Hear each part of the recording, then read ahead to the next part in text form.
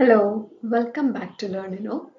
ഇന്ന് നമ്മൾ K S C B വർക്കറിൻ്റെ ക്ലാസ്സസ് നമ്മൾ സ്റ്റാർട്ട് ചെയ്യുന്നത്, സെഷൻസ് നമ്മൾ സ്റ്റാർട്ട് ചെയ്യുന്നത് കേട്ടോ. നമുക്കറിയാമല്ലേ, എൻ്റെ എക്സാംസിന് ഡേറ്റ് വന്നു സെപ്റ്റംബർ 30th അല്ലേ എക്സാം വരുന്നത്. സോ നമുക്ക് ഒരു 2 months 3 months ഉണ്ട് കെ എസ് സി ബി വർക്കറിന് അല്ലേ. അപ്പം നമ്മൾ ഡീറ്റെയിൽഡ് ആയിട്ട് തന്നെ നമ്മൾ ക്ലാസ്സസ് എടുക്കുന്നതായിരിക്കും. നമ്മൾ തിയറി പോർഷൻസ് കവർ ചെയ്യും, കൂടെ MCQs കുറച്ച് നമ്മൾ കവർ ചെയ്യും കേട്ടോ. അപ്പം നിങ്ങൾക്ക് അറിയാലോ, വർക്കറിൻ്റെ സിലബസ് ഒക്കെ നിങ്ങൾ കണ്ടിട്ടുണ്ടാവും. നമ്മളൊരു ഇലക്ട്രീഷ്യൻ ITI ലെവലിലുള്ള സിലബസ് തന്നെയാണ്. നമ്മൾ അധികം സിലബസ് വാസ്റ്റ് ആയിട്ട് കൊടുത്തിട്ടില്ലെങ്കിലും നമ്മൾ ഇൻഡെപ്ത് ആയിട്ട് പഠിക്കണം അല്ലേ. ഇന്നത്തെ എക്സാംസ് PSC എക്സാംസിന്റെ ട്രെൻഡ് നിങ്ങൾക്ക് അറിയാം. നമ്മൾ ഇലക്ട്രീഷ്യൻ ലെവൽ ക്വസ്റ്റ്യൻസ് കണ്ടിട്ടുണ്ട് അല്ലേ എക്സാംസിനൊക്കെ. പേപ്പർ നമ്മൾക്ക് സിമ്പിൾ ആണെങ്കിലും അതിന്റെ ഓപ്ഷൻസ് നമുക്ക് കൺഫ്യൂസിങ് ആയിരിക്കും അല്ലെ. ഇൻഡെപ്ത് ആയിട്ട് നമ്മൾ അറിഞ്ഞിരിക്കണം. സ്റ്റേറ്റ്മെന്റ് ടൈപ്സ് ക്വസ്റ്റ്യൻസ് ഒക്കെ നമ്മൾ നല്ലോണം സോൾവ് ചെയ്യണം. അപ്പൊ നമ്മൾ അതിന് ഇൻഡെപ്ത് ആയിട്ട് പഠിച്ചേ മതിയാവുള്ളൂ. ഓക്കെ, നമുക്ക് ഇന്നത്തെ സെക്ഷൻ സ്റ്റാർട്ട് ചെയ്യാം. ഫസ്റ്റ് നമ്മൾ മൊഡ്യൂൾ ഫസ്റ്റ് ആയിരിക്കും സ്റ്റാർട്ട് ചെയ്യുന്നുണ്ടാവുക കേട്ടോ. ഓക്കെ, സോ ഫസ്റ്റ് നമ്മുടെ ടോപ്പിക് എന്ന് പറഞ്ഞാൽ അറ്റോമിക് സ്ട്രക്ചർ ആണ്. നമ്മൾ ഇതിന്ന് ഇപ്പോൾ ക്വസ്റ്റ്യൻസ് കാണാറുണ്ട് അല്ലെ. നമ്മൾ PSCയിൽ എക്സാംസ് എഴുതുമ്പോൾ നമ്മൾ ശ്രദ്ധിക്കേണ്ടത് എന്തെന്ന് വെച്ചാൽ, ഒരു മൊഡ്യൂൾ നിങ്ങൾ എടുക്കുമ്പോൾ അതിന് കുറച്ച് ഫോക്കസ്ഡ് ആയിട്ടുള്ള കുറച്ച് ഏരിയാസ് ഉണ്ടാവും അല്ലെ. ഇപ്പോൾ ഈ ബേസിക് ഇലക്ട്രിസിറ്റിയിൽ നമ്മൾ ഒരു ടോപ്പിക്കാണ് നമ്മുടെ അറ്റോമിക് സ്ട്രക്ചർ എന്ന് പറയുന്നത്. അതിൻ്റെ ആയിട്ട് നമ്മൾ എപ്പോഴെങ്കിലും ഒരു ക്വസ്റ്റ്യനെങ്കിലും ഇലക്ട്രീഷ്യൻ ലെവൽ എക്സാംസിന് കണ്ടുവരാറുണ്ട് കേട്ടോ. അപ്പോൾ ഈ ഒരു പോർഷൻ നമുക്ക് നെഗ്ലക്ട് ചെയ്യാൻ പറ്റില്ല. ഓക്കെ, തുടങ്ങാം. ന്യൂക്ലിയസ് നിങ്ങൾക്ക് അറിയാലോ അല്ലെ, ഇതൊക്കെ നമുക്ക് അറിയാവുന്ന കാര്യങ്ങളാണ്. എന്നാലും നമുക്കൊന്ന് ഓടിച്ച് റിവൈസ് ചെയ്തിട്ട് പോവാം. Okay, the nucleus is the central part of the atom അല്ലെ. Nucleus central part of the atom ആണ്. It contains the protons and neutrons in electron equal number. Okay, അത് നമ്മൾ നോട്ട് ചെയ്യണം. ന്യൂക്ലിയസ് എന്ന് പറഞ്ഞാൽ അതിനകത്ത് ആരൊക്കെ ഉണ്ട്? പ്രോട്ടോൺസും ഉണ്ട് ന്യൂട്രോൺസും ഉണ്ട് അല്ലെ. നമ്മൾ പണ്ട് മുതൽക്കേ പഠിച്ചതാണ്. പ്രോട്ടോൺസും ന്യൂട്രോൺസും ഒരു ന്യൂക്ലിയസിനകത്ത് ഉണ്ടാവും. അതിന് ചുറ്റും റിവോൾവ് ചെയ്യുന്ന ആൾക്കാരാണ് ആര്? ഇലക്ട്രോൺസ് എന്ന് പറയുന്നത് അല്ലെ. ഇതൊക്കെ നിങ്ങൾക്ക് അറിയാവുന്ന കേസസ് ആണ്. ഓക്കെ, നമ്മളത് വിട്ടു പോകരുത് കേട്ടോ. Next, protons have a positive electrical charge and protons do not take an active part in the flow or transfer of electrical energy. പ്രോട്ടോൺസിന്റെ ചാർജ്, ഇലക്ട്രിക്കൽ ചാർജ് പോസിറ്റീവ് ആണെന്ന് നമുക്കറിയാം. ഇലക്ട്രോൺസിന്റെ ചാർജ് നെഗറ്റീവ് ആണെന്നൊക്കെ നമുക്കറിയാം അല്ലെ. എത്ര നമ്മുടെ ചാർജ്? പ്രോട്ടോൺസിന്റെ ചാർജ് 1.6 into 10⁻⁻19 coulombs അല്ലെ. ഇതൊക്കെ നമുക്കറിയാം. ഇതൊക്കെ ഓർത്ത് വെച്ചിട്ട് പോവുക കേട്ടോ. അത് ഇലക്ട്രോണിന്റെ കേസിലാണെങ്കിൽ -1.6 into 10⁻⁻19 coulomb. ഒരു PSC ഇലക്ട്രീഷ്യൻ എക്സാംസിന് നമുക്ക് സ്റ്റേറ്റ്മെന്റ് വൈസ് ആയിട്ട് ക്വസ്റ്റ്യൻസ് ഉണ്ടായിരുന്നു. പ്രോട്ടോണിന്റെ ചാർജ് 1.6, ഇലക്ട്രോണിന്റെ ചാർജ് -1.6. ഇതിൽ ആ ക്വസ്റ്റ്യൻ എന്തോ ഓപ്ഷൻസിൽ മിസ്റ്റേക്ക് വന്നിട്ട് ആ ക്വസ്റ്റ്യൻ ഡിലീറ്റ് ചെയ്യേണ്ടി വന്നു. ഓക്കെ, അപ്പോൾ നമ്മൾ ഇങ്ങനത്തെ ചെറിയ ചെറിയ മൈന്യൂട്ടായ ടോപ്പിക്സ് അടക്കം നമ്മൾ ഒന്ന് നോട്ട് ചെയ്തിട്ട് വേണം പോവാൻ കേട്ടോ. Now, electron. It is a small particle revolving around the nucleus of an atom. It has a negative electrical charge. അല്ലെ, നേരത്തെ പറഞ്ഞ പോലെ എന്താ, ഒരു ന്യൂക്ലിയസ്, ഒരു ആറ്റം നമ്മൾ കൺസിഡർ ചെയ്യുകയാണെങ്കിൽ അതിനകത്ത് ഒരു ന്യൂക്ലിയസ് ഉണ്ടാവും. ആ ന്യൂക്ലിയസിനകത്താണ് ആരൊക്കെ? പ്രോട്ടോൺസും അതുപോലെ തന്നെ നമ്മുടെ ന്യൂട്രോൺസും അല്ലെ. വെരി ഈക്വൽ നമ്പറിലായിരിക്കും അല്ലെ. അതിന് ചുറ്റും കറങ്ങുന്ന ആൾക്കാരായിരിക്കും ആര്? നമ്മുടെ ഇലക്ട്രോൺസ്. ഇലക്ട്രോൺസ് എന്ന് പറഞ്ഞാൽ റിവോൾവിംഗ് ആയിരിക്കും അതിന് ചുറ്റും അല്ലെ. പ്രോട്ടോൺസ് ന്യൂട്രോൺസ് ന്യൂക്ലിയസിനകത്ത് ഉണ്ടാകും. അതിന് ചുറ്റും കറങ്ങുന്നവരായിരിക്കും ആക്ച്വലി നമ്മുടെ ഇലക്ട്രോൺസ് എന്ന് പറയുന്നത്. Okay, now neutron is electrically neutral. അതറിയാം, ന്യൂട്രോണിന്റെ ചാർജ് എന്ന് പറയുന്നത് ന്യൂട്രൽ ആണ്, നോ ചാർജ്.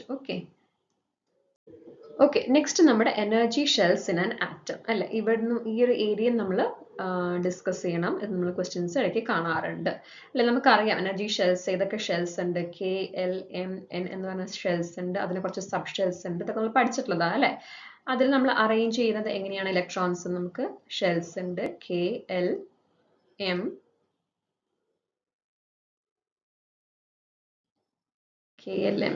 ഒരു മിനിറ്റ്. KLMN എന്ന ഷെൽസ് ഉണ്ട് അല്ലെ. അതിൽ നമ്മൾ എങ്ങനെ ഇലക്ട്രോൺസ് അറേഞ്ച് ചെയ്യുന്നത്? 2n² അല്ലെ. ആ ഒരു ഫോർമുല വെച്ചിട്ട് നമ്മൾ അറേഞ്ച് ചെയ്യുന്നത്. അതായത് kth ഷെല്ലാണെങ്കിൽ നമുക്ക് n is equal to 1 ആയിരിക്കും. അപ്പൊ മാക്സിമം ഇലക്ട്രോൺസ് എന്ന് പറയുന്നത് 2 ആയിരിക്കും. L ഷെല്ലാണെങ്കിൽ n is equal to 2 ആയിരിക്കും. So 2² into 2 to the 8. അങ്ങനെ 2, 8, 18 അങ്ങനെയാണ് അത് കണ്ടിന്യൂ ചെയ്യുന്നത് അല്ലെ. നമ്മൾ പഠിച്ചിട്ടുണ്ട് പണ്ട്. അപ്പോൾ ഈ ഒരു ഇത് നമ്മൾ അറേഞ്ച് ചെയ്യാൻ അറിയണമെങ്കിൽ ഫസ്റ്റ് ഓഫ് ഓൾ നമ്മൾ അവരുടെ അറ്റോമിക് നമ്പർ അറിഞ്ഞിരിക്കണം. കുറച്ച് എലമെന്റ്സ് ഉണ്ട് അല്ലെ. അതുപോലെ നമ്മൾ അറിഞ്ഞിരിക്കേണ്ട കുറച്ച് എലമെന്റ്സ് ആണ് നമ്മുടെ കോപ്പർ, അലൂമിനിയം, ദെൻ അതുപോലെ നമ്മൾ സിൽവറിന്റെ അറ്റോമിക് നമ്പർ എത്രയാണെന്ന് അറിയോ? 47. ഓക്കെ, ദെൻ നമ്മൾ സിലിക്കൺ, ജെർമനിയം, അത് നമുക്ക് അറിയാലോ അല്ലെ. സെമി കണ്ടക്ടേഴ്സ് ആയ സിലിക്കൺ, ജെർമനിയം എന്ന് പറയുന്നത് അറ്റോമിക് നമ്പർ ഈക്വൽ ടു 14 ആയിരിക്കും. സോ ഈ ഒരു 4 എലമെന്റ്സ് നമ്മൾ എന്തായാലും നോട്ട് ചെയ്തിട്ട് പോകണം. കോപ്പറിന്റെ 29 ആണ്, അലുമിനിയത്തിന്റെ 13 ആണ്, silver is 47 and silicon germanate is 40. So ഈ അറ്റോമിക് നമ്പേഴ്സ് അറിഞ്ഞു കഴിഞ്ഞാൽ നമുക്ക് എന്ത് ചെയ്യാം, അവരെ ഷെൽസിൽ എങ്ങനെ അറേഞ്ച് ചെയ്യേണ്ടതെന്ന് നമുക്ക് പറയാൻ പറ്റും. ഓക്കെ, അല്ലാതെ കാണാതെ പഠിച്ചു പോയിട്ട് നമുക്ക് കാര്യമില്ല. ഓക്കെ, ഒരു അറ്റോമിക് നമ്പർ അറിഞ്ഞു കഴിഞ്ഞാൽ നമുക്ക് ഇതുപോലെ ഡിസ്ട്രിബ്യൂട്ട് ചെയ്ത് കൊടുക്കാൻ പറ്റും. നമുക്ക് ചിലപ്പം ക്വസ്റ്റ്യൻസ് വരാം, അപ്പോൾ കോപ്പറിന്റെ തേർഡ് ഷെല്ലിൽ എത്ര ഇലക്ട്രോൺസ് ഉണ്ട്, അല്ലെങ്കിൽ ബാലൻസ് ഷെല്ലിൽ എത്ര ഇലക്ട്രോൺസ് ഉണ്ട്. സോ അറ്റോമിക് നമ്പർ അറിഞ്ഞു കഴിഞ്ഞാൽ നമുക്കത് ചെയ്യാവുന്നതേ ഉള്ളൂ. ഓക്കെ, അപ്പോൾ ഈ 4 എലമെന്റ്സ് നിങ്ങൾ നോട്ട് ചെയ്തിട്ട് പോവുക കേട്ടോ. Next, conductors, insulators and semi conductors അല്ലെ. എന്താ കണ്ടക്ടേഴ്സ്? കണ്ടക്ടേഴ്സ് എന്ന് പറഞ്ഞാൽ വാലൻസ് ഷെൽ ഓഫ് 2, 3 അല്ലെങ്കിൽ 1. കണ്ടക്ടേഴ്സിന് നമ്മൾ മെയിൻലി കാണുന്നത് വാലൻസ് ഷെല്ലിൽ 1 അല്ലെങ്കിൽ 2 അല്ലെങ്കിൽ 3 ഇലക്ട്രോൺസ് ആയിരിക്കും. And most metals are conductors. Some of the good conductors are copper, aluminum, zinc, lead, tin, ureka, nickel. ഇതൊക്കെ നോട്ട് ചെയ്ത് പോവുക. നമ്മൾ ക്വസ്റ്റ്യൻസ് ഒക്കെ ചോദിക്കാം അല്ലെ, which does not belongs to conductors, അങ്ങനെയൊക്കെ വരാം. And silver and gold are very good conductors അല്ലെ. സിൽവറും ഗോൾഡ് ആണ് ഏറ്റവും ബെസ്റ്റ് കണ്ടക്ടേഴ്സ്. ഓക്കെ, അപ്പൊ ഈ ഒരു ഏരിയ നമ്മൾ കവർ ചെയ്യുമ്പോൾ നമ്മൾ ഇവിടുത്തെ കണ്ടക്ടിവിറ്റി അല്ലെ, അതിന്റെ ഒരു ഓർഡർ നിങ്ങൾ അറിഞ്ഞിരിക്കണം കേട്ടോ. കണ്ടക്ടിവിറ്റി ഓഫ് ഈ നമ്മൾ കുറച്ച് ഈ മെറ്റൽസിന്റെ ഓക്കെ കണ്ടക്ടിവിറ്റിയുടെ ആ ഒരു ഇത് പോകുന്നത്, റേഞ്ച് പോകുന്നത്, നമ്മൾ ടോപ്പിൽ ആരായിരിക്കും ഏറ്റവും മോസ്റ്റ് കണ്ടക്ടിങ്, ആരായിരിക്കും ഏറ്റവും മോസ്റ്റ് കണ്ടക്ടിങ് എന്ന് പറയുന്നത്? സിൽവർ ആണ് അല്ലെ. എന്തുകൊണ്ട് ഗോൾഡ് അല്ല? നമ്മൾ ഗോൾഡ് ആണോ വിചാരിക്കുന്നത്? അല്ല, ഗോൾഡ് അല്ല. ആക്ച്വലി ഗോൾഡ് അല്ല, കാരണം ഗോൾഡ് കോസ്റ്റ്ലി ആയതുകൊണ്ട് നമ്മളത് യൂസ് ചെയ്യുന്നില്ല അല്ലെ. അപ്പൊ കൂടുതൽ കണ്ടക്ടിവിറ്റി സിൽവറിനാണ്. ദെൻ കംസ് ആരാ വരുന്നത്? കോപ്പർ അല്ലെ. നമ്മൾ കോപ്പേഴ്സും വൈൻഡിങ്സിനൊക്കെ യൂസ് ചെയ്യുന്നത് കോപ്പർ. പിന്നെയാണ് നമ്മുടെ ഗോൾഡ് വരുന്നത് അല്ലെ. ആദ്യം silver, then copper, then gold, then comes aluminium, then comes നമ്മുടെ സ്റ്റീൽ ആൻഡ് ദെൻ അയൺ. അപ്പൊ ഈ ഒരു ഓർഡർ നമ്മൾ എപ്പോഴും ഓർത്തിരിക്കണം കേട്ടോ. കണ്ടക്ടിവിറ്റിയുടെ റേഞ്ച് ഒരു ഓർഡർ. ഏറ്റവും മോസ്റ്റ് കണ്ടക്റ്റീവ് ആയത് സിൽവർ ആണ്, ദെൻ കംസ് കോപ്പർ. ഓക്കെ, ഇതുപോലെ റെസിസ്റ്റിവിറ്റിക്ക് റേഞ്ച് ഓർഡർ ഉണ്ട്. റെസിസ്റ്റീവ് അതിന്റെ കൂടെ തന്നെ നിങ്ങൾ നോട്ട് ചെയ്ത് വെച്ചോളൂ. അപ്പൊ നമുക്ക് സിമ്പിൾ ആയില്ല പഠിക്കാൻ വേണ്ടിയിട്ട്. റെസിസ്റ്റിവിറ്റിയുടെ ഓർഡർ ആണെങ്കിൽ ഏറ്റവും കൂടുതൽ റെസിസ്റ്റിവിറ്റി ആരായിരിക്കും? ഏറ്റവും ലീസ്റ്റ് കണ്ടക്ടിങ് ആയ ആൾക്ക് അല്ലെ. അതാരാ? ക്വാർട്സ് ആണ് കേട്ടോ. ക്വാർട്സ്. Then comes, wait, നോക്കട്ടെ, quartz, then glass, then നമ്മുടെ സെമി കണ്ടക്ടേഴ്സ് ആയ സിലിക്കൺ, ജെർമേനിയം, then ഗ്രാഫൈറ്റ് അല്ല കാർബൺസിന്റെ കോമ്പണൻസ് ഒക്കെ. ഓക്കെ, അപ്പൊ ഈ ഒരു ഓർഡറും കൂടി നിങ്ങളൊന്ന് ഓർത്തിരിക്കുക. നമ്മൾ കണ്ടക്ടിവിറ്റി പറഞ്ഞതിന്റെ കൂടെ റെസിസ്റ്റിവിറ്റിയും കൂടി നിങ്ങൾ ഓർത്തിരിക്കുക. റെസിസ്റ്റിവിറ്റിയിൽ കൂടുതൽ റെസിസ്റ്റീവ് ആയത് quartz, then glass, then silicon, germanium. Okay, least conducting ആയ ആൾക്കാർ കേട്ടോ. ഈ ഒരു ഓർഡർ എപ്പോഴും നിങ്ങൾ ഓർത്തിരിക്കണം. പ്രത്യേകിച്ച് നമ്മൾ കണ്ടക്ടിവിറ്റിയുടെ നമ്മൾ ക്വസ്റ്റ്യൻസ് കണ്ടിട്ടുണ്ട്. Okay, now insulators. And insulator is of material that has few or free electrons and resists the flow of electrons. അല്ലെ, ഇൻസുലേറ്റേഴ്സിൽ free electrons ഉണ്ട്. Generally insulators have full valence shells of 5, 6 or 7 electrons. നമ്മൾ പറഞ്ഞു അല്ലെ, കണ്ടക്ടേഴ്സിൽ വാലൻസ് ഷെല്ലിൽ എത്രയാ? 1 or 2 or 3 electrons ആയിരിക്കും. അങ്ങനെയാണെങ്കിൽ ഇൻസുലേറ്റേഴ്സിന്റെ കേസിൽ അത് 5, 6 or 7 ഇലക്ട്രോൺസ് നമ്മൾ വാലൻസ് ഷെൽസിൽ കാണാറുണ്ട്. അതുപോലെ നമ്മൾ സെമി കണ്ടക്ടേഴ്സിന്റെ കേസിലായിരിക്കും എത്രയായിരിക്കും? 4 ഇലക്ട്രോൺസ് ആയിരിക്കും കേട്ടോ. ഇതും ക്വസ്റ്റ്യൻസ് കണ്ടിട്ടുണ്ട്. സെമി കണ്ടക്ടേഴ്സിൽ എത്ര ബാലൻസ് ഇലക്ട്രോൺസ് ഉണ്ട്? 4. ഇതൊക്കെ സിമ്പിൾ ആയിട്ടുള്ള ക്വസ്റ്റ്യൻസ് ആണ്. ഇതൊന്നും നമ്മൾ കവർ ചെയ്യാതെ പോവുക, ഇതൊക്കെ ഓർത്തിരിക്കുക. Okay, and some common insulators are air, glass, rubber, plastic, paper, porcelain, PVC, fiber and mica. Okay, next one, the ampere alle. Then the current in the unit of current is ampere. Now if 6.24 into 10 raised to 18 electrons pass through a conductor per second having 1 ohm resistance with the potential difference of 1 volt causes 1 ampere. ഒന്നുമില്ല, എന്താ പറയുന്നത്? നമ്മുടെ ആംപിയറിന്റെ definition ആണ് ആ പറയുന്നത് അല്ലെ. നമുക്കറിയാം അല്ലെ, ഐന്റെ ഇക്വേഷൻ എന്താ? നമുക്ക് കറണ്ടിന്റെ ഇക്വേഷൻ എന്താണെന്ന് അറിയാം. I is equal to Q by T എന്നറിയാം അല്ലെ. Charge per unit time, that is equal to NE by T അല്ലെ. Number of electrons into charge of electron per second, അതിന് നമ്മൾ എന്ന് പറയുന്നത് കറണ്ട് എന്ന് പറയുന്നത്. Okay, next one, electromotive force. എന്ത് ഇലക്ട്രോമോട്ടീവ് ഫോഴ്സ് എന്ന് പറയുന്നത്? Electromotive force is the electrical force which is initially available in electrical source which cause the free electrons to move in a conductor. അല്ലെ നമ്മൾ ഇലക്ട്രോൺസിന്റെ movement കൊടുക്കണമെങ്കിൽ ഒരു force നമ്മൾ apply ചെയ്യണം. അതിനെ നമ്മൾ ഇലക്ട്രോമോട്ടീവ് ഫോഴ്സ് എന്ന് പറയുന്നത്. And its unit is volt and is denoted by letter E. നമുക്കറിയാവുന്നതാണ് അല്ലെ. And it cannot be measured by any meter. അതൊന്ന് നോട്ട് ചെയ്യണം. നമ്മൾ അമ്മീറ്ററും വോൾട്ട് മീറ്ററും നമ്മൾ യൂസ് ചെയ്തിട്ട് കറണ്ടും വോൾട്ടേജും മെഷർ ചെയ്യുന്ന പോലെ നമുക്ക് EMF-നെ മെഷർ ചെയ്യാൻ പറ്റില്ല. Okay, cannot be measured by any meter.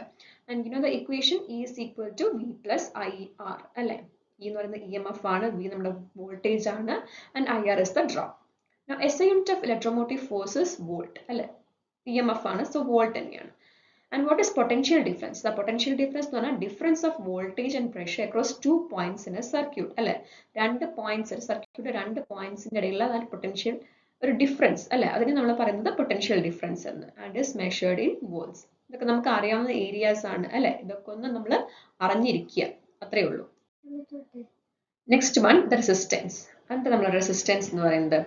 The resistance is the property of opposition to the flow of current offered by a circuit. അല്ലെ, നമ്മുടെ സർക്യൂട്ടിൽ ഫ്ലോ ഓഫ് കറണ്ട് അല്ലെങ്കിൽ ഫ്ലോ ഓഫ് ചാർജസ് അതിനെ ഒപ്പോസ് ചെയ്യുന്ന ആളാണ് ആര്? റെസിസ്റ്റൻസ്. ആ ഒരു പ്രോപ്പർട്ടി നമ്മൾ റെസിസ്റ്റൻസ് എന്ന് പറയുന്നത്. Okay, in absence of resistance in A circuit the current will reach abnormal high value. അല്ലെ, റെസിസ്റ്റൻസ് 0 ആണെങ്കിൽ നമുക്ക് എന്ത് സംഭവിക്കും? കറണ്ട് എന്ന് പറയുന്നത് ഇൻഫിനിറ്റി, അത്രയും ഹൈ എമൗണ്ട് ഓഫ് കറണ്ട് അതിലൂടെ പാസ് ചെയ്യും, which is endanger in the circuit. അല്ലെ, സർക്യൂട്ട് നമ്മൾ ബേൺ ആവും അല്ലെങ്കിൽ ഡാമേജ് ആയി പോകും. Okay, now the unit of electrical resistance is ohm. നമുക്കറിയാം ഓം ആണ് യൂണിറ്റ്.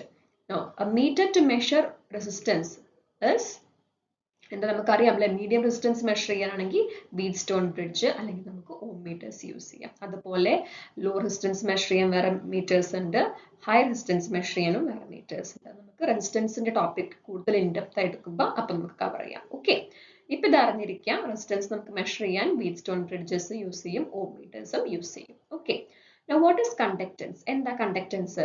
നമ്മൾ നേരത്തെ പറഞ്ഞു റെസിസ്റ്റൻസ് എന്ന് പറഞ്ഞാൽ എന്താ? ഫ്ലോ ഓഫ് കറണ്ട് ഒപ്പോസ് ചെയ്യുന്ന ആളാണ് അല്ലെ.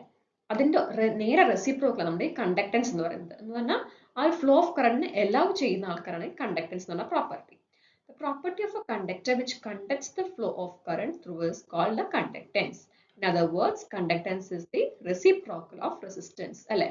അപ്പൊ നമുക്ക് റെസിസ്റ്റൻസിന്റെ യൂണിറ്റ് എന്താ? ഓം എന്നറിയാം. അപ്പോൾ കണ്ടക്ടൻസിന്റെ യൂണിറ്റ് എന്തായിരിക്കും? 1/ohm എന്ന് പറയുന്നത് മോ ആണ് കേട്ടോ. ഇങ്ങനെ റെപ്രസെന്റ് ചെയ്യാം മോ, അല്ലെങ്കിൽ സീമെൻസ് എന്ന് നമുക്ക് പറയാം. വേറെ യൂണിറ്റും കൂടി ഉണ്ട് അല്ലെ, സീമെൻസ്, നിങ്ങൾക്കറിയാം. Now good conductors have large conductance and insulators have small conductance അല്ലെ. കണ്ടക്ടേഴ്സ് എന്ന് പറഞ്ഞാൽ ഹൈലി കണ്ടക്ട് ചെയ്യുന്ന ആൾക്കാരാണ്, അവർക്കൊക്കെ കണ്ടക്ടൻസ് കൂടുതലായിരിക്കും, റെസിസ്റ്റൻസ് വളരെ കുറവായിരിക്കും. ആൻഡ് സെയിം കേസ് ഇൻസുലേറ്റേഴ്സിന്റെ കേസിലാണെങ്കിൽ അവര് ഇൻസുലേറ്റേഴ്സ് ആണ് അല്ലെ, കണ്ടക്ട് ചെയ്യാത്ത ആൾക്കാരാണ്. അപ്പൊ അവർക്ക് റെസിസ്റ്റിവിറ്റി അല്ലെങ്കിൽ റെസിസ്റ്റൻസ് ആയിരിക്കും കൂടുതൽ, കണ്ടക്ടൻസ് കുറവായിരിക്കും. Okay, next one quantity of electricity. എന്താ ഈ ക്വാണ്ടിറ്റി ഓഫ് ഇലക്ട്രിസിറ്റി എന്ന് പറയുന്നത്? നമ്മൾ PSC ക്വസ്റ്റ്യൻ പേപ്പറിൽ ചോദിച്ചിട്ടുണ്ട്, what is quantity of electricity. Electrician level എക്സാംസിന് തോന്നുന്നു എനിക്ക് ക്വാണ്ടിറ്റി ഓഫ് ഇലക്ട്രിസിറ്റി ചോദിച്ചിട്ടുണ്ട്. ആക്ച്വലി എന്താ അത്?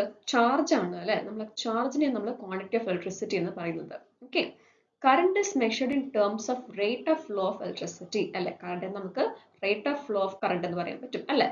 And another unit is necessary to denote the quantity of electricity passing through any part of the circuit. And that is the quantity of electricity എന്ന് പറയുന്നത് നമ്മുടെ charge. Its unit is coulomb അല്ലെ. It's denoted by letter Q. അപ്പോൾ quantity of electricity Q എന്താ? I into T അല്ലെ, നമുക്കതൊക്കെ അറിയാം. It is the quantity of electricity transferred by a current of 1 ampere in 1 second. ഒരു സെക്കൻഡിൽ 1 ampere current നമ്മൾ pass ചെയ്തതിനെ നമ്മൾ ക്വാണ്ടിറ്റി ഓഫ് ഇലക്ട്രിസിറ്റി എന്ന് പറയുന്നു. Okay, and it's larger unit. Ampere second ആണ് അതിന്റെ യൂണിറ്റ്.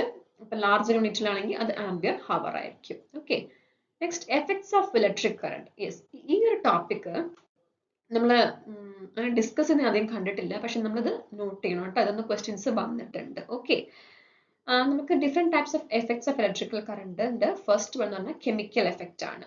എന്താ chemical effect? When electrical current is pass through A conducting liquid like electrolyte, it is decomposed it into its constituents due to chemical action അല്ലെ. അത് കേൾക്കുമ്പോൾ നമുക്ക് മനസ്സിലാവും എവിടെ നടക്കുന്നത്. ബാറ്ററീസിന്റെ കേസിൽ അല്ലെ, നമ്മൾ ബാറ്ററീസിന്റെ കേസിൽ അറിയാം നമുക്ക് ഇലക്ട്രോഡ്സ് ഉണ്ട്, ഇലക്ട്രോലൈറ്റ് ഉണ്ട്. കറണ്ട് പാസ് ചെയ്യുമ്പോൾ ഇലക്ട്രോലൈറ്റ്സിൽ എന്ത് സംഭവിക്കുന്നു? ഡീകമ്പോസിഷൻ ഒക്കെ നടക്കുന്നുണ്ട്, അവിടെ കുറച്ച് കെമിക്കൽ പ്രോസസ് നടക്കുന്നുണ്ട് അല്ലെ. അപ്പൊ ആ കെമിക്കൽ എഫക്റ്റ് എവിടെയാണ് നടക്കാറ് എന്നുള്ള ക്വസ്റ്റ്യൻസ് നമ്മൾ PSC ഉണ്ടായിട്ടുണ്ട് കേട്ടോ.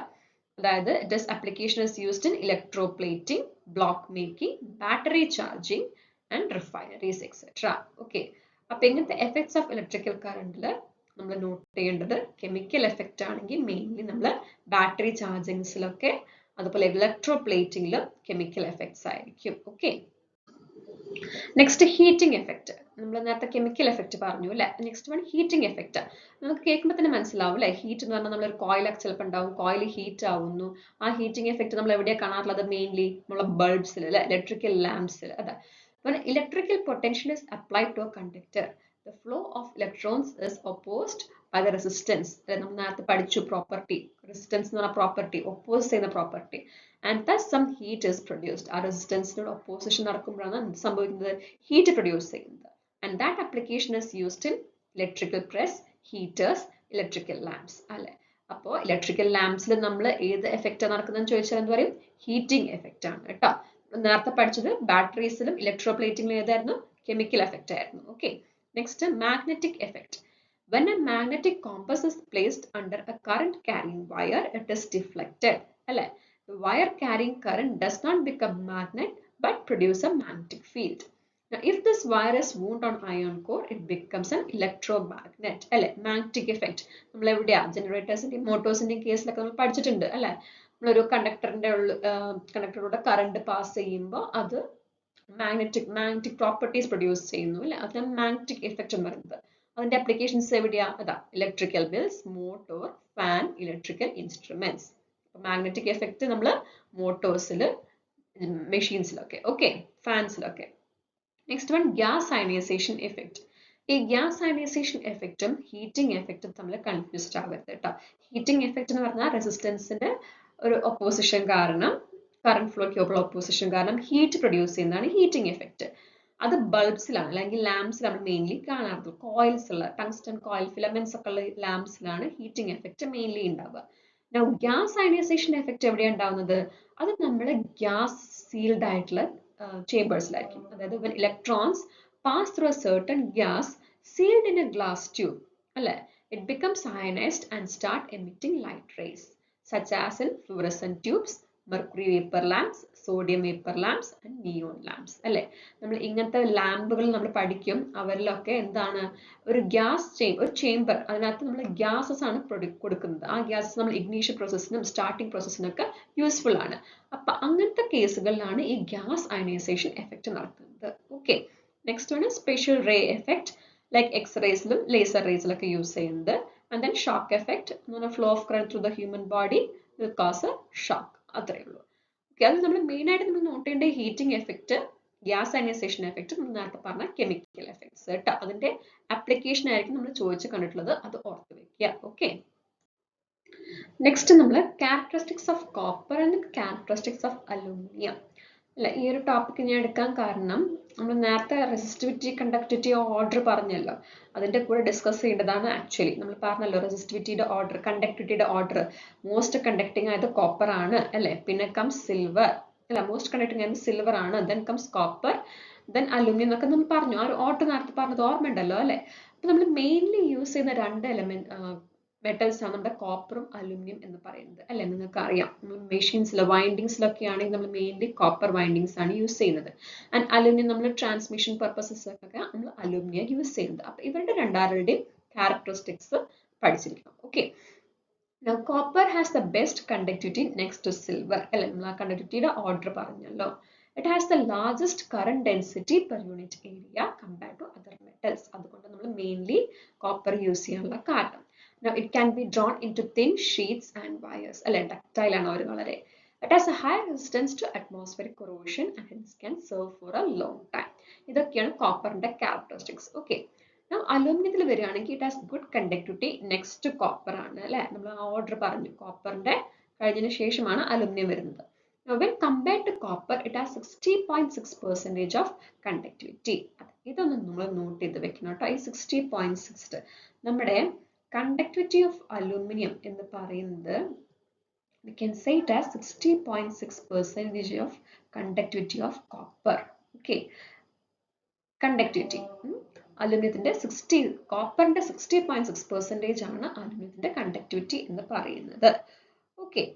Now resistivity വരുമ്പോഴോ അപ്പോൾ നമുക്ക് എന്തായിരിക്കും resistivity of നമ്മൾ നേരത്തെ ഓർഡറിനെ പറഞ്ഞു resistivity is greater for അല്ലെ resistivity എന്ന് പറയുന്നത് അല്ലെങ്കിൽ റോ എന്ന് പറയുന്നത് greater for ആരായിരിക്കും അലൂമിനിയം ആയിരിക്കും അല്ലേ അപ്പോൾ നമുക്ക് resistivity ഇക്വേഷൻ അറിയാം R is equal to rho into L by A resistivity കൂടുതലാണെന്ന് പറഞ്ഞു കഴിഞ്ഞാൽ rho is equal to RA by L അല്ലേ resistivity higher എന്ന് പറഞ്ഞാൽ ഏരിയ കൂടുതലായിരിക്കും അപ്പോൾ അലുമിനിയത്തിന് നമുക്ക് ഹയർ ഏരിയയിലൂടെ കറണ്ട് പടർത്തിവിടാൻ പറ്റും അതുകൊണ്ട് നമ്മൾ അലുമിനിയത്തിന് നമ്മൾ ട്രാൻസ്മിഷൻ ലൈൻസിലൊക്കെ മെയിൻലി യൂസ് ചെയ്യാനുള്ള കാരണം കേട്ടോ പിന്നെ അവർ ലൈറ്റർ ഇൻ വെയിറ്റ് ആണ് ദെൻ ചീപ്പർ ദാൻ കോപ്പർ ഒക്കെയാണ് അതുകൊണ്ട് നമ്മൾ മെയിൻലി അലുമിനിയം നമ്മൾ അങ്ങനെ ട്രാൻസ്മിഷൻ ലൈൻസിന്റെ കേസസിലൊക്കെ നമ്മൾ യൂസ് ചെയ്യുന്നത് കോസ്റ്റ് എഫക്റ്റീവും കൂടി നമ്മൾ നോക്കിയിട്ടാണ് അലുമിനിയം യൂസ് ചെയ്യുന്നത് ഓക്കെ കണ്ടക്ടിവിറ്റിയുടെ ഓട്ടോ നോക്കുമ്പോൾ കോപ്പർ ആണ് കൂടുതൽ കണ്ടക്ടിങ് പക്ഷേ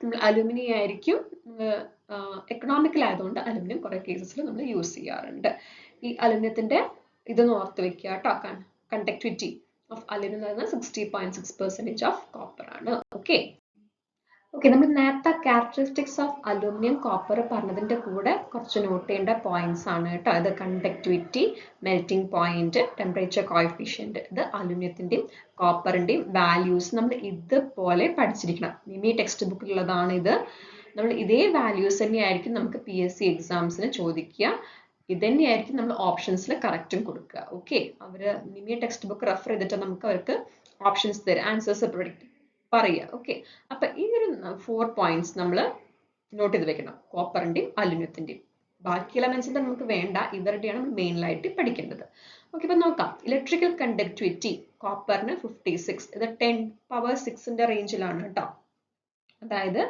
നമുക്ക് കണ്ടക്ടിവിറ്റി എന്ന് പറയുന്നത് 56 into 10⁻6 എന്ന് പറയാം 56 into 10⁻6 ഓക്കെ കണ്ടക്ടിവിറ്റി നമ്മൾ കണ്ടക്ടിവിറ്റി ഏതെല്ലാം റെപ്രസെന്റ് ചെയ്യുന്നത് ഓം ഇൻവേഴ്സ് അല്ലെങ്കിൽ മോ അല്ലെങ്കിൽ സീമെൻസ് ആൻഡ് അലുമിനിയത്തിന്റെ കേസിൽ ഇറ്റ് ഇസ് 35 into 10⁻6 ആർക്കാ കൂടുതൽ കണ്ടക്ടിവിറ്റി കോപ്പറിന് ഓക്കെ നൗ മെൽറ്റിംഗ് പോയിന്റ് എന്ന് പറയുന്നത് kg/cm3 കോപ്പറിന് 1083 ആണ് ആൻഡ് അലുമിനിയത്തിന് 660 ഇറ്റ് ഇസ് ഗ്രേറ്റർ ഫോർ ആരാ കോപ്പർ തന്നെയാണ് നൗ ഡെൻസിറ്റി കോപ്പറിന് 8.93 ആണ് then aluminum it is 2.7 that is greater for copper itself now temperature coefficient of resistance alle നമുക്ക് alpha temperature coefficient of resistance നമുക്ക് alpha നമുക്ക് പഠിക്കാം alpha എത്രയാ കോപ്പറിന്റെ കേസിലാണെങ്കിൽ 0.0039 ആണ് and അലുമിനിയത്തിന്റെ കേസിലാണെങ്കിൽ 0.00403 ആണ്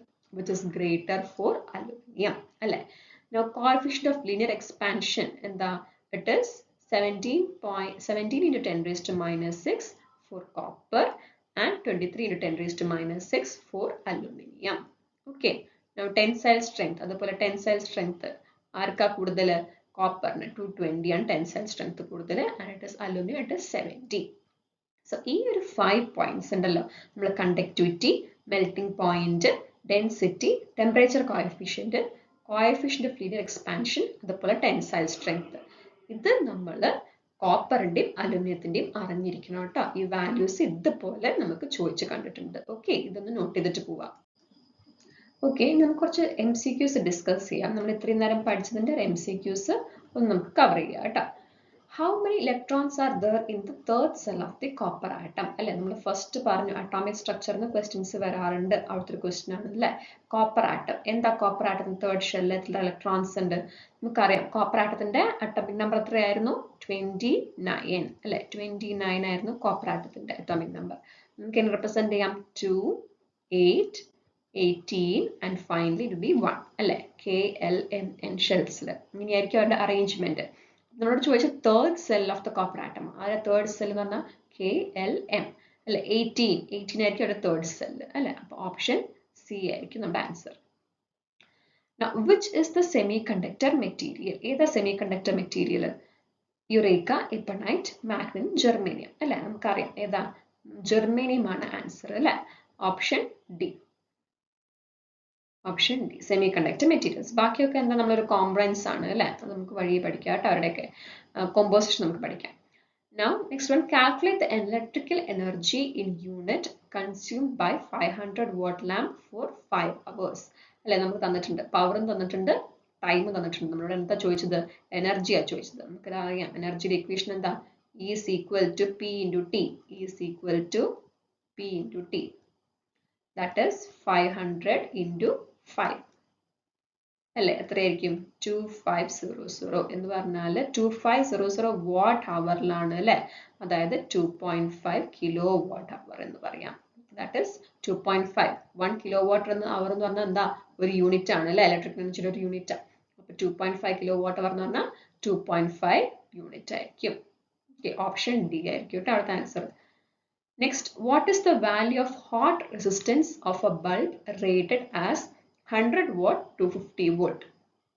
ഹോട്ട് റെസിസ്റ്റൻസ് അല്ലേ? എന്താ സാധാരണ നോർമൽ റെസിസ്റ്റൻസിന്റെ വാല്യൂ കണ്ടുപിടിക്കാനാണ് ചോദിച്ചത്. നമുക്ക് പവറും തന്നിട്ടുണ്ട് വോൾട്ടേജും തന്നിട്ടുണ്ട് അല്ലെ? പവറും വോൾട്ടേജും റെസിസ്റ്റൻസും തമ്മിൽ കണക്ട് ചെയ്യുന്ന ഇക്വേഷൻസ് ഏതാ? P is equal to V square by R അല്ലെ? നമുക്ക് അറിയാവുന്ന ഇക്വേഷൻ ആണ്.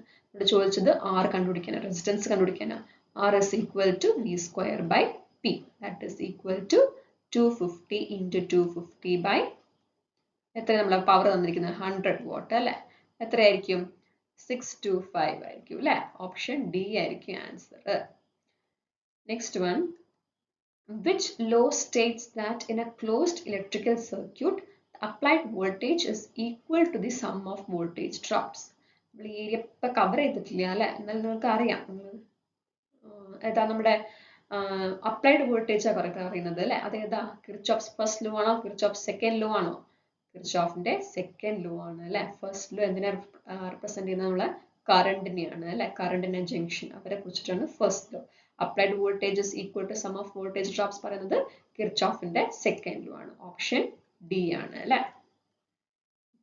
Next one, next question, what is the change of resistance value of the conductor as its diameter is doubled? അല്ലേ? റെസിസ്റ്റൻസ് എങ്ങനെ vary ചെയ്യുന്നു if its diameter is doubled? നമുക്കറിയാം റെസിസ്റ്റൻസിന്റെ equation എന്താ? R is equal to rho into L by A അല്ലേ? അതായത് R is inversely proportional to area ആണ്. നമ്മൾക്ക് എന്താ വേരി ചെയ്യുന്നത് പറഞ്ഞ ഡയമീറ്റർ ആണ് ഡബിൾ ചെയ്യുന്നത് അല്ലേ? ഏരിയ എന്ന് പറയുന്നത് നമുക്ക് R proportional to D square എന്ന് എഴുതാം അല്ലേ? ഏരിയ എന്ന് പറഞ്ഞാൽ pi D square. So diameter 2 times ആകുമ്പോൾ റെസിസ്റ്റൻസിന് എന്ത് സംഭവിക്കും? അത് ആക്ച്വലി 4 ടൈംസ് ആയിട്ട് റെഡ്യൂസ് ചെയ്യും അല്ലേ? That is decreases to 4 times. Option B ആയിരിക്കും answer. Now next question, which material is having a negative temperature coefficient property? അല്ലെ? നമ്മള് alpha negative temperature coefficient property എന്ന് പറഞ്ഞാൽ ആൽഫയാണ് അല്ലെ? ടെമ്പറേച്ചർ കോഎഫിഷ്യന്റ് അത് നെഗറ്റീവ് ആർക്കാണ്? അതായത് പോസിറ്റീവ് ഉണ്ട്, നെഗറ്റീവ് ഉണ്ട്, ഓൾമോസ്റ്റ് കോൺസ്റ്റന്റ് ആയി നിൽക്കുന്ന ആൾക്കാരുണ്ട്. നെഗറ്റീവ് ആരായിരിക്കും അറിയോ? ഇൻസുലേറ്റേഴ്സിനായിരിക്കും കേട്ടോ. പോസിറ്റീവ് വരുന്നത് നമ്മൾ കണ്ടക്ടേഴ്സിനായിരിക്കും. ഇതിൽ ഇൻസുലേറ്റർ ആയിട്ട് ആരാ? Mica, eureka, copper, manganin. Copper നമുക്ക് അറിയാം ഒരു കണ്ടക്ടർ ആണ് അല്ലെ? യുറേക്ക, മാഗ്നൻ അവരൊക്കെ ഒരു കോമ്പോസിഷൻ ആണ് അല്ലെ? അപ്പം മൈക്കയാണ് actually negative temperature coefficient of resistance കാണിക്കുന്ന ആള്, വിച്ച് ഈസ് ആൻ ഇൻസുലേറ്റർ ആയിരിക്കും കേട്ടോ. സോ ഓപ്ഷൻ എ ആയിരിക്കും ആൻസർ. ഓക്കെ, സോ ഇത്രയേ ഉള്ളൂ ഇന്നത്തെ ഒരു സെഷൻ. ബാക്കി നമുക്ക് ഇതിന്റെ റെസ്റ്റ് ഈ മോഡൽ 1ന്റെ ബാക്കി പോർഷൻസും നമുക്ക് അതിന്റെ MCQസും നെക്സ്റ്റ് ക്ലാസ്സിൽ കണ്ടിന്യൂ ചെയ്യാം കേട്ടോ.